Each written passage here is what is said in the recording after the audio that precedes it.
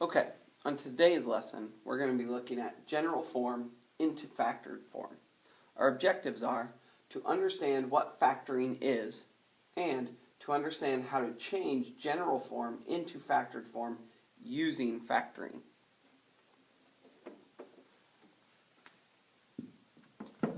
Our vocabulary for this lesson is general form, which is the equation y equals ax squared plus bx plus c. Factored form, which is y equals a times the difference of x and r1 times the difference of x and r2. And factoring, which is the undoing of expanding and or distributing.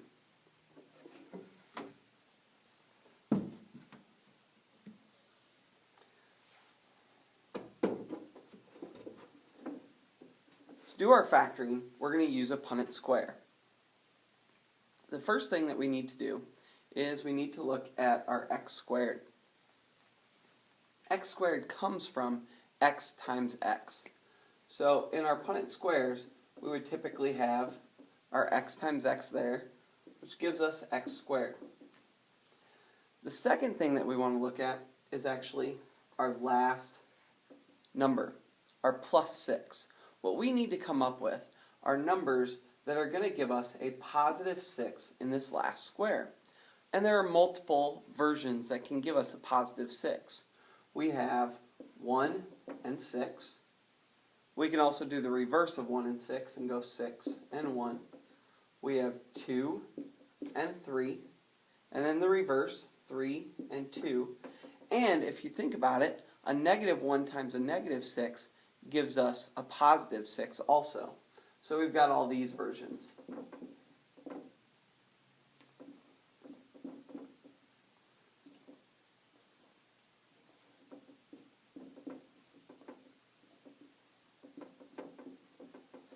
Our goal here is that these two boxes, when combined, will give us 5x.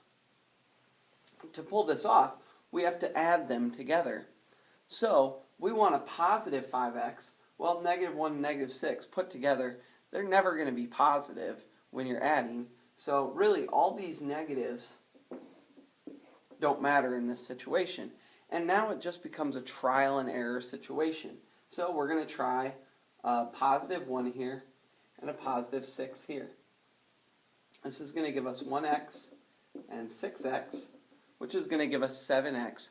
So we know this doesn't work. Well, we could try 6 and 1, but adding 6 and 1 together, it doesn't really matter the order. It's still going to give us 7. So we'll go on to 2 and 3. So I'm going to get a plus 2 here, a plus 3 there, and we're going to get 2x and 3x. 2x and 3x together make 5x. So what we have are these two as our factored forms. So we would just rewrite this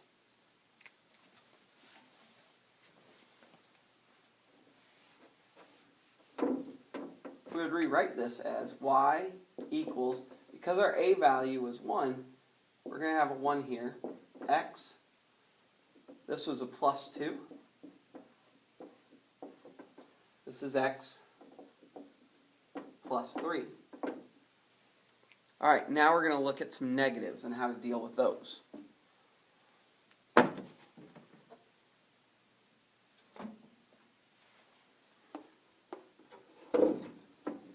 Here we have two different situations.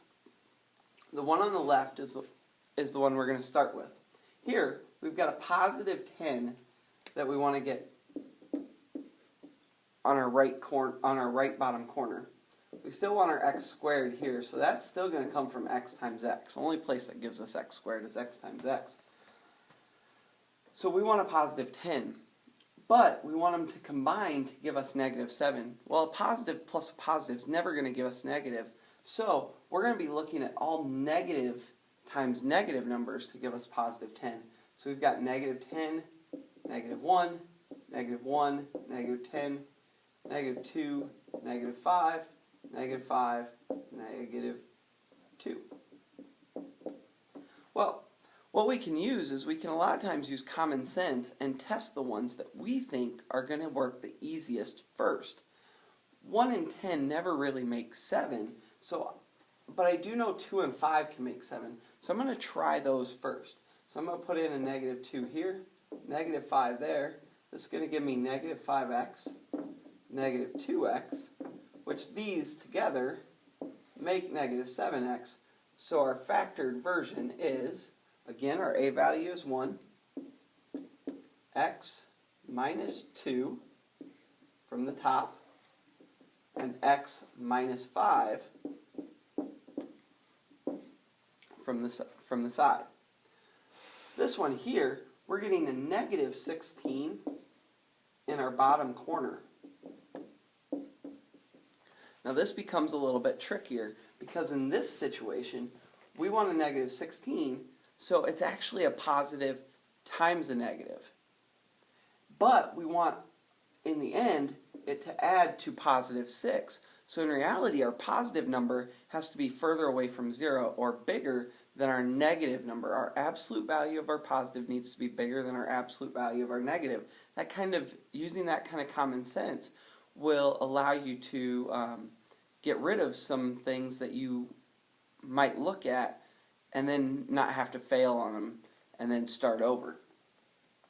So negative 16 can come from negative 2 and positive 8, negative 1 and positive 16, negative 4 and 4. Well, I'm going to get rid of these because these are the same distance, so they're really not going to help us. 16 is bigger than negative 1, so this one could possibly work. This one could possibly work. 8 is bigger than 2. We can also try positive 2 and negative 8, but that would give us a negative because the negative 8 is further away from 0. So we're going to stick with these. I'm going to try our first one. Oops, that's positive 8. X times 8 is 8x. And negative 2 times x, negative 2x. These combine give us positive 6x. Now both of these I did in the first try. As you get better, you'll be able to do that. If you don't get it in the first try, erase, start over, try again with a different set.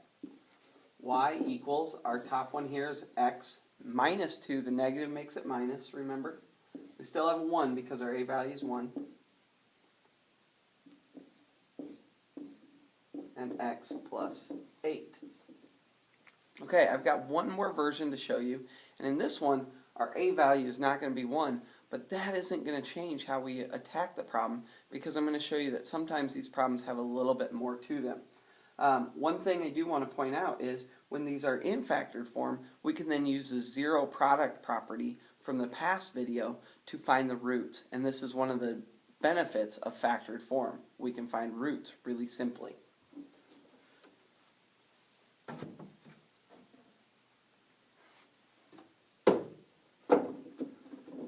Our last version looks like this.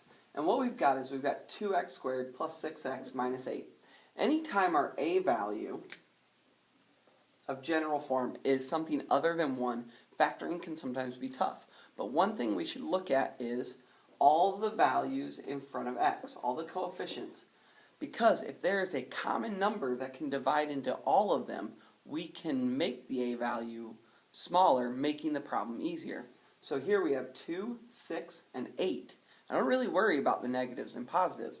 The 2, 6, and 8 all are divisible by 2, so we can pull that out. We can undistribute. It's actually another form of factoring where we can go, well, this is the same as y, and we can take the 2, put it out here. Well, what times 2 gives us 2x squared? That's x squared. What times 2 gives us 6x? That's positive 3x.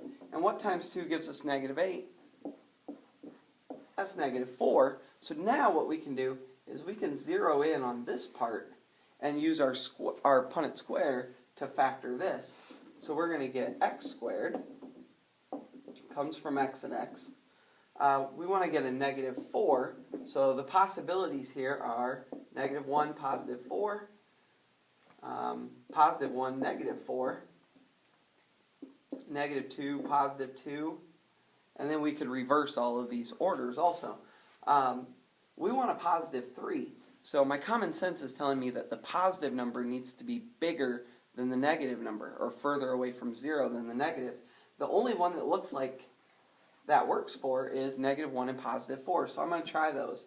Negative 1 here, positive 4 here. That's going to give me negative 1x, positive 4x.